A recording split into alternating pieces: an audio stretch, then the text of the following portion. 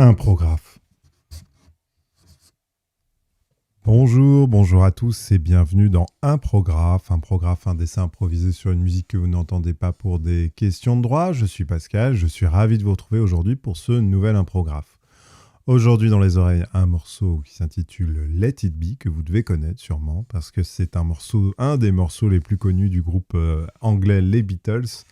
Mais la version que j'ai est la prise 28, parce qu'elle est sur l'album Let It Be Deluxe. Super Deluxe, qui est un album qui est sorti l'année dernière et qui, en dehors de l'album qui a été remixé, contient aussi des pistes qui n'ont pas été gardées. Et celle-ci est assez incroyable, je trouve, parce que tout simplement, elle est exceptionnelle. Et on se dit, il n'y a que les Beatles pour dire à la fin, non, celle-là, on la prend pas. Non, ça, c'est moins bon que d'habitude. Voilà, je pense que tout le monde aimerait arriver à cette qualité de son, enfin cette qualité de jeu, de qualité, enfin parce qu'en plus il y a un peu d'improvisation. Alors ça, on le découvre d'ailleurs dans le documentaire Get Back, où on voit qu'ils sont assistés de... Aïe, je suis parti dans une direction où je n'ai pas la suite de mon idée, mais bon bref, ils sont accompagnés à l'orgue, hein, je pense que c'est un orgamone, mais je ne vais pas vous dire de bêtises. Voilà, on est reparti dans les approximations. Et donc, ouais, il y a aussi une petite part d'improvisation. Et c'est marrant de voir qu'à la fin de la prise, ils sont très heureux, en dehors de Paul McCartney, ils sont très heureux de la qualité de la prise, enfin, de ce qu'ils ont fait. Et McCartney, il dit c'est pas terrible, mais on peut faire mieux. Voilà.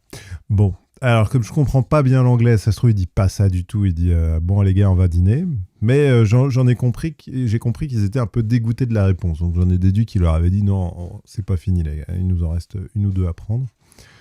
Ou alors, il a préféré une autre prise qui est sur l'album. Mais en tout cas, c'est très intéressant et ça complète. Je trouve qu'il y a un véritable travail autour des Beatles là sur ces albums, un vrai travail d'histoire de la musique, qui vient compléter ce qu'ils ont pu être à l'extérieur. On découvre aussi un peu à l'intérieur comment ça fonctionnait et comment ils composaient, ils trouvaient les idées. Le documentaire Get Back, je vous en avais déjà parlé, qui a d'ailleurs depuis est sorti en Blu-ray et toujours pas en VOD, c'est-à-dire qu'on ne peut le voir pour l'instant que chez Disney+, est vraiment génial, quoi. C'est cool et c'est rare. Moi qui suis dans une profession, on a tendance pas mal à garder ça secret. Enfin, il y a pas au cinéma, ça fait un certain temps déjà. Enfin, ça fait au moins depuis Spielberg et je crois que oui, c'est Spielberg, un des premiers qui s'est lancé dans le making of. Il y a dans la fin des années 70-80, il n'y a pas cette culture de partager le derrière. Alors, je ne sais pas si ça sera bien traduit en sous-titres, mais il y a pas cette... on ne veut pas voir ce qu'il y a derrière le rideau du magicien. Il ne faut pas connaître. Ça fait partie des trucs.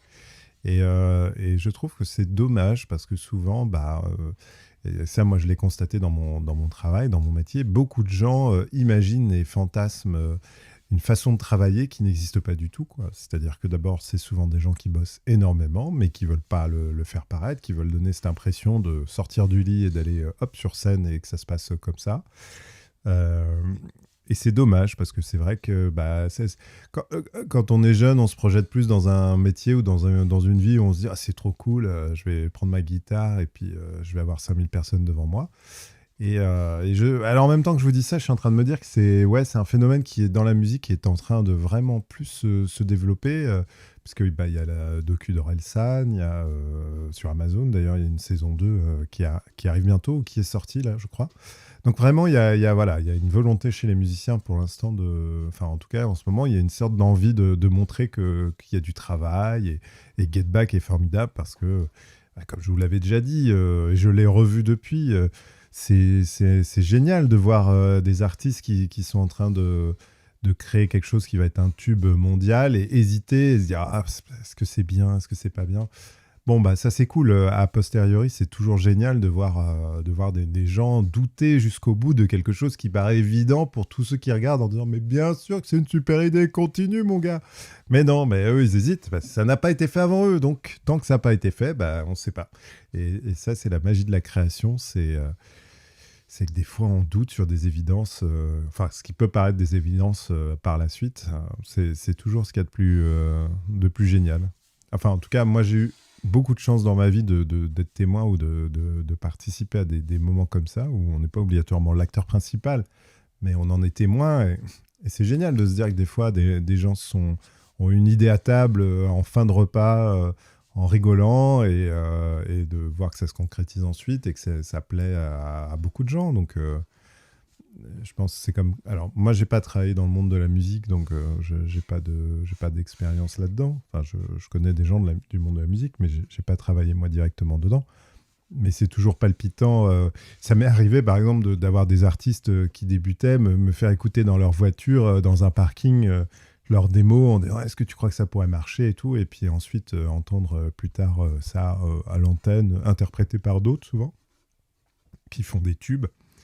Et voilà, c'est génial, c'est génial parce que ça part toujours de pas grand-chose. Et d'ailleurs, pour revenir à ça, ce que je trouve très cool dans les bon, alors après, c'est les Beatles, alors j'ai envie de vous dire, c'est sûr que c'est un peu comme j'imagine Mozart ou des artistes comme ça, bah, c'est sûr que quand eux, ils font un petit truc où ils sont pas très contents, beaucoup d'artistes s'en contenteraient. Mais alors moi, on m'a dit un truc, je sais pas si c'est vrai, tiens, d'ailleurs, s'il y a des gens qui regardent et qui savent. Moi, on m'a dit, par exemple, que Chopin ne savait pas jouer Chopin. C'est-à-dire qu'il y avait, à l'époque, il y avait, je crois que Liszt qui savait interpréter ces morceaux. Tous les autres savaient écrire des trucs de dingue, mais ils étaient incapables, ils n'avaient pas le talent de les interpréter. Alors, j'imagine aujourd'hui, si on avait un enregistrement de Chopin de l'époque où on l'entendait jouer faux, ces nocturnes, je pense que ça dégonflerait beaucoup de stress et d'angoisse chez des artistes qui se disent non mais attends, lui il a fait ça, qu'est-ce que je vais faire derrière quoi. Donc voilà, et il y avait une autre anecdote aussi, je me souviens, et je crois que c'est la première femme de Gainsbourg qui disait ça, et c'est pareil, je veux pas dire de bêtises, mais je crois que elle avait gardé, lui, chez elle, les premiers carnets où il notait ses idées, et en fait, il avait voulu créer une sorte de légende autour du fait qu'il écrivait comme ça, sans rature, quoi, que c'était un peu... ça coulait, les mots coulaient, alors qu'en fait, il y avait énormément de travail, et il l'avait caché, et c'est pas une honte, mais presque. Pour beaucoup d'artistes, ça a été longtemps une honte de dire qu'ils travaillaient, quoi. Il fallait vraiment que ça soit du génie, que ça coule, qu'il n'y ait pas d'essai, qu'il n'y ait rien, que ça soit, hop, sur le papier, on jette. Donc voilà. Bon, bah écoutez, j'ai été très bavard cette fois-ci, comme d'habitude, j'ai envie de dire.